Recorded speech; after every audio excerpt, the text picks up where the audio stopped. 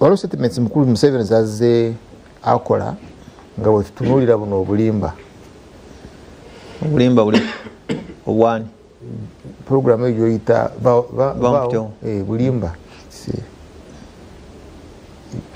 tewali bululu teri kulonda kukola ki kujja kubaawo kulonda kukola ki wateeka ki musemateeka okulonda kwe twakuteeka musemateeka si kwe kuliwo there shall be regular free and fair elections every after 5 years. It is chapter 1 egamba the sovereignty of the people. Jagalo geno some heading the sovereignty of the people.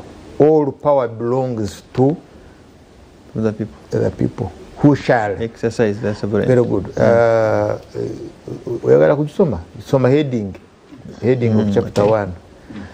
The sovereignty of the people. Kakati sovereignty obuyinza obutebudanga mu bantu ugirabye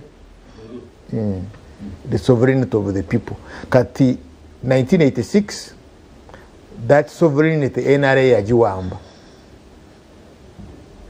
and program yali nti egize y'abantu after 4 years ezali 90 then nebeyongerayo emyaka emirala 5 bakole constitution nga ate tujja kubawa buyinza nga tetumana kufuna constitution katugikole neekolebwa kati netukola constitution yo neggwa naye obuyinza teyabuza. That's the only difference.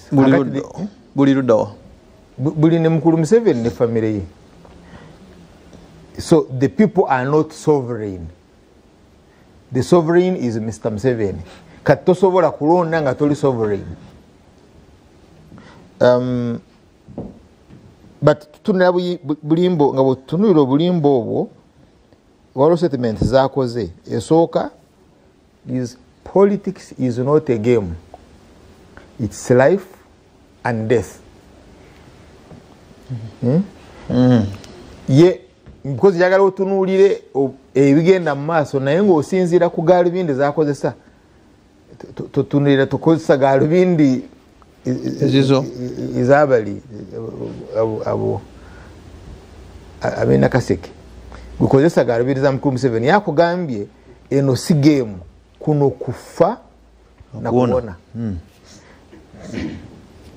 wokolera slightest mistake kufa ndozo olaba ekiri Tanzania then yazemu nakola statement ndala that mwabagamba nti muyina amagezi tumuleeta magezi wano nga bwetugamba urugezigezi you who are trying to be clever tumuleeta bwa clever bamwe wano wokanti tuyina historic mandate and popular mandate.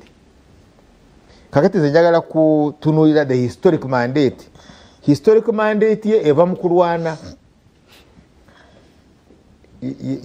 ye wa boja no gamba kakati nange njagala nfuge mu walwana wa I have my army bino yabada kubwira ko bya oil, it is oil.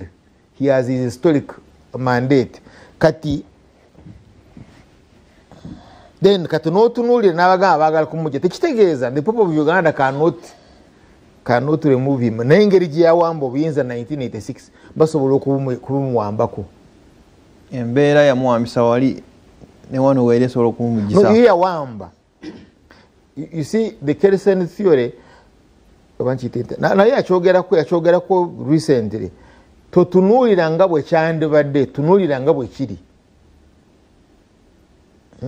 kati bwendiringa naye is Busurwa Stephen ate kati simwangu yabitaddemu ne masters simwangu. So I'm dealing with Stephen Busurwa ye moderator wa maso ku gwanga BBS si kyenandi yagadde kati bwagamba komawo ebera komawo you get I cannot begin saying singa badde my twin brother no Stephen yaliwo. So the reality is ntaliwo yawamba obuyinza in 1986 yabuza teyabuza kakati bwoba bwagala kuva jali there are two ways yo kusalawo nabukuwa and kusalawo ko asazeewo kubwa mwozi yasazeewo Yeah, because you see he's preparing him.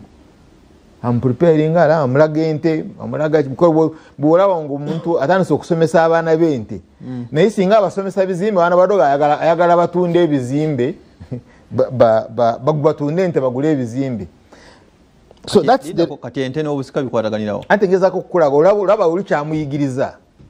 Amuyigiriza amaje mpola amufudde general kataga muwadde. Is the commander in chief of the army. Yawandika ekiwandiiko nanka ngamba diye when but was CDF. N'awaayo obuyinza bwa commander in chief to the CDF.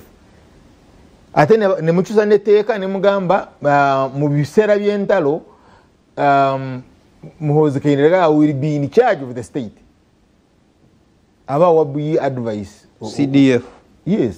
Not kati ndoza awulidde ababadde bawagala Jambia ye Kasese lina kola wengeri gye bitambula. But you have already prepared the law. Iteeka mwalitereza.